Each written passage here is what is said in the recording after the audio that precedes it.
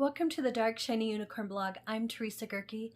When I reached out to my network expressing that I wanted to do a blog about the intersection of cybersecurity and anthropology, a friend suggested I write a piece about insider threat. Admittedly, I don't know a whole lot about insider threat, but I'm always game to learn more. I'm going to highlight the main points provided by the Center for Development of Security Excellence: detect, deter, and mitigate insider threat. And the center focuses on the theme, if you see something, say something. I'm also going to draw upon the recent publication titled 2020 Cost of Insider Threats Global Report, conducted by Ponemon Institute and sponsored by IBM Security and Observe IT. Most insider threats exhibit risky behavior prior to committing negative workplace events. Not all of these potential risk indicators will be evident in every insider threat, and not everyone who exhibits these behaviors is doing something wrong. However, most of insider threats have displayed at least some of the potential risk indicators. If identified early, many risks can be mitigated before harm to the organization occurs. Some of these risk indicators are access attributes, criminal or violent conduct, financial considerations, foreign considerations, professional performance, psychological conditions, substance abuse, technical activity, and security and compliance incidents.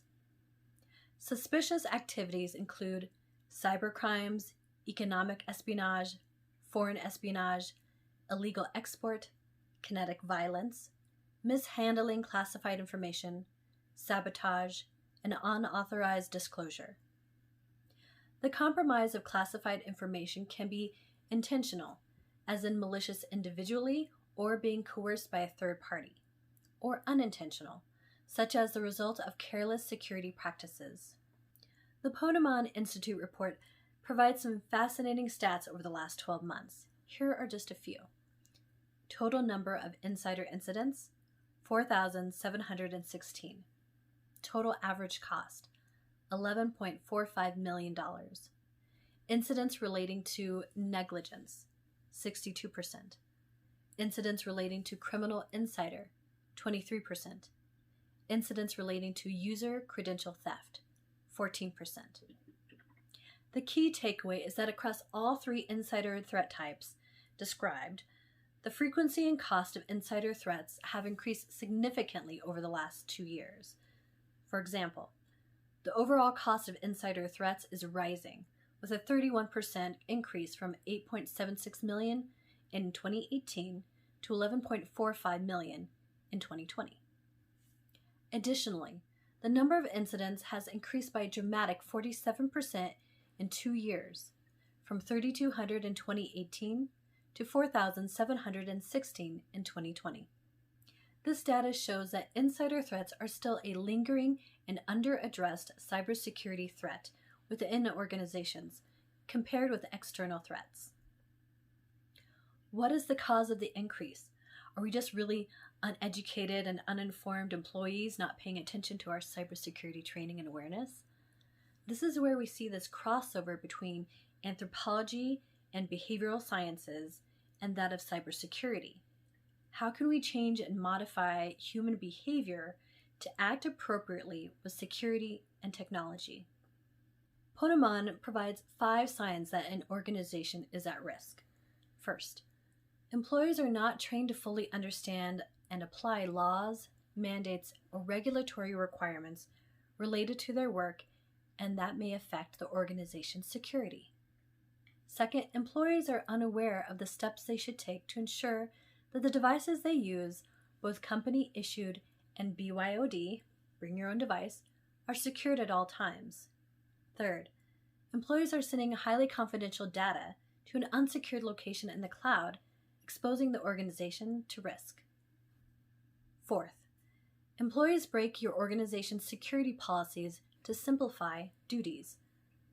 And last, employees expose your organization to risk if they do not keep devices and services patched and upgraded to the latest versions at all times.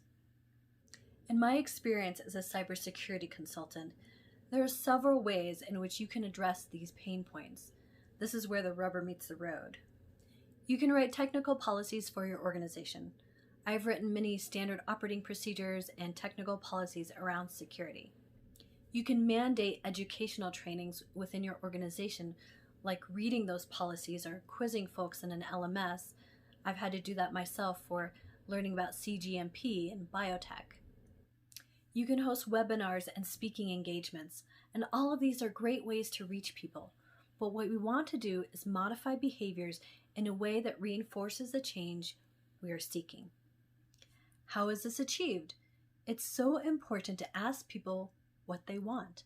It's really the best way for security teams to have their aha moment. What's the carrot? How do I implement something so that people are really engaged in the learning and so that they have their own aha moment?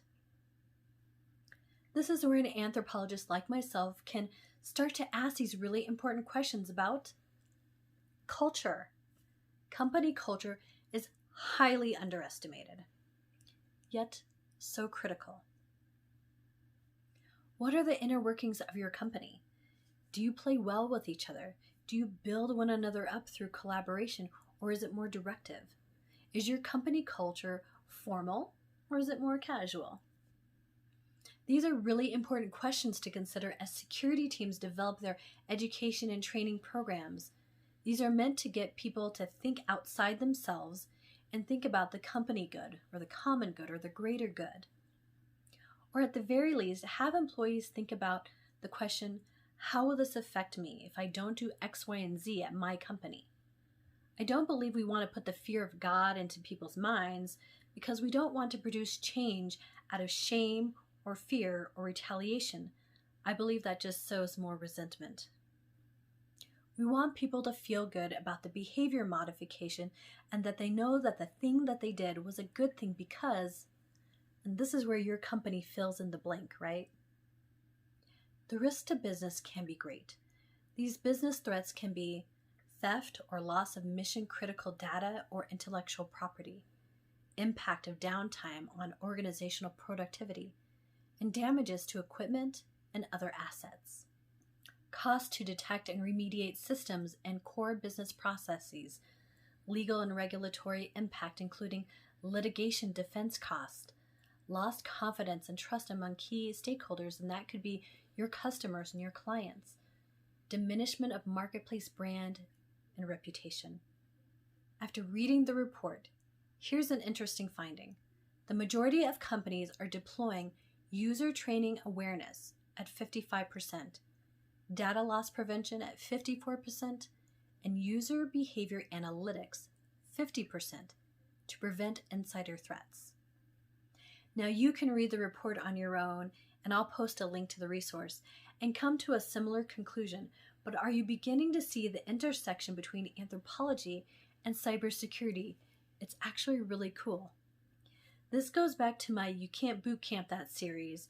Cyber, cloud, IT, blockchain, AI, VR, all of these tech fields need to have a social scientist at the table on your team.